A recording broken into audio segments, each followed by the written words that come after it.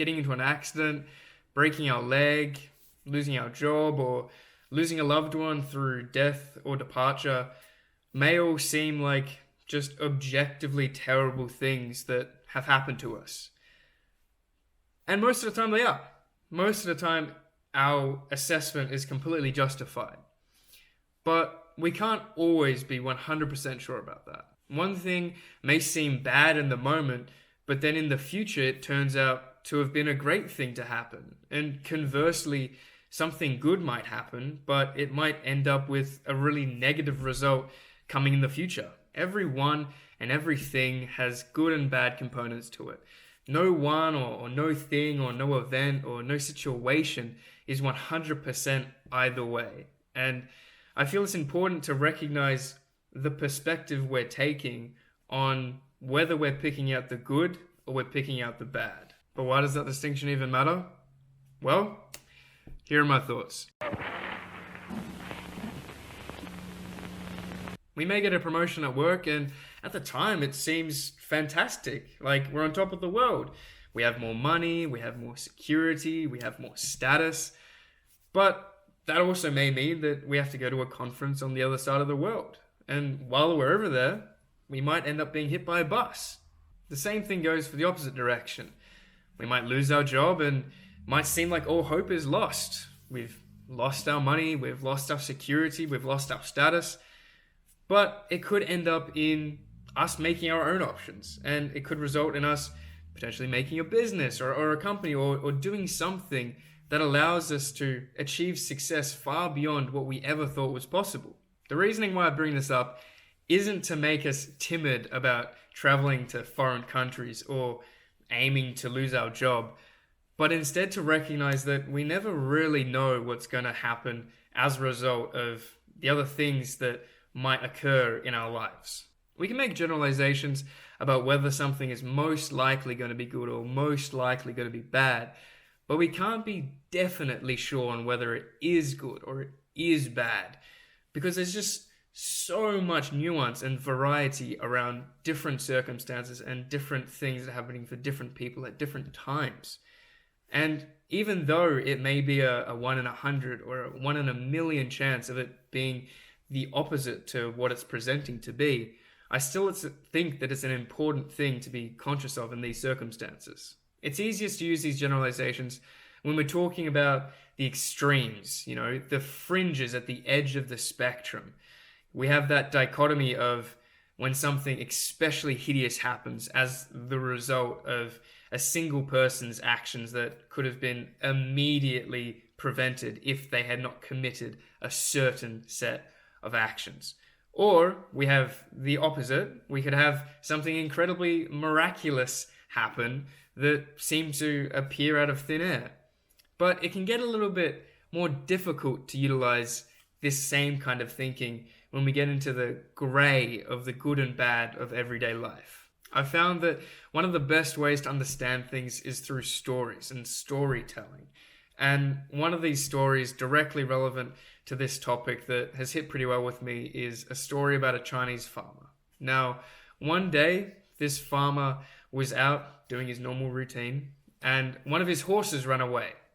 And his neighbors come over and they say, "Oh, what poor fortune." And he says, "Maybe."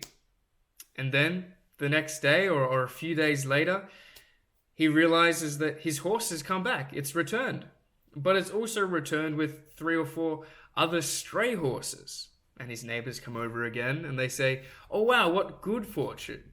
And the farmer says again, "Maybe."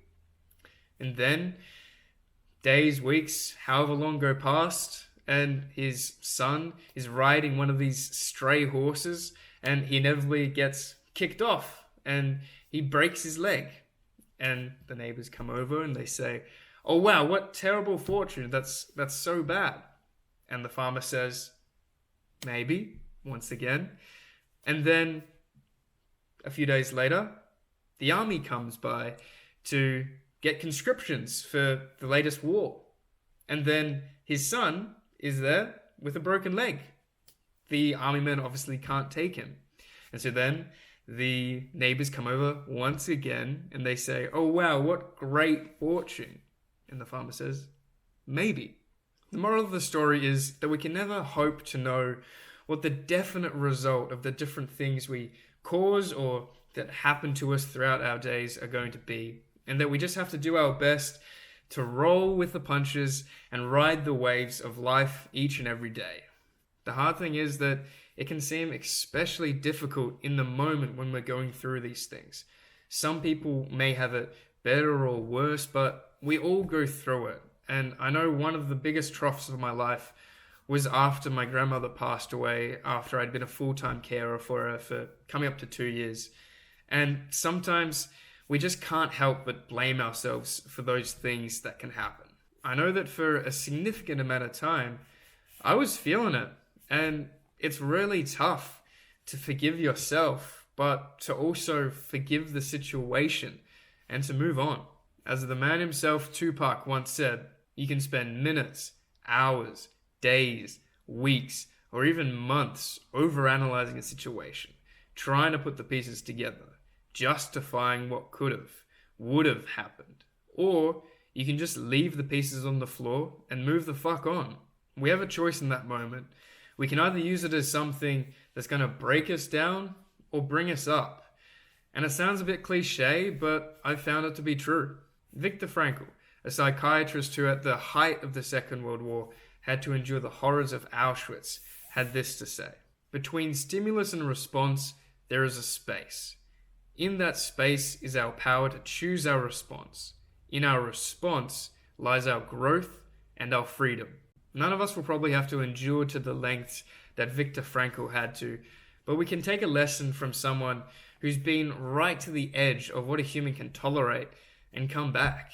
I may go deeper into this in the future for some further clarification, but the main message that I'm talking about here is doing our best to hold back our judgments from the events and situations that come into our lives, because we can just never truly know what will come from it. But also that to a certain extent, we have a choice as to whether or not we allow ourselves to dwell on the pain through suffering what we've had to endure, or instead, if we experience the pain in the moment and let it pass, rather than holding on to that pain for long after the stimulus has already gone.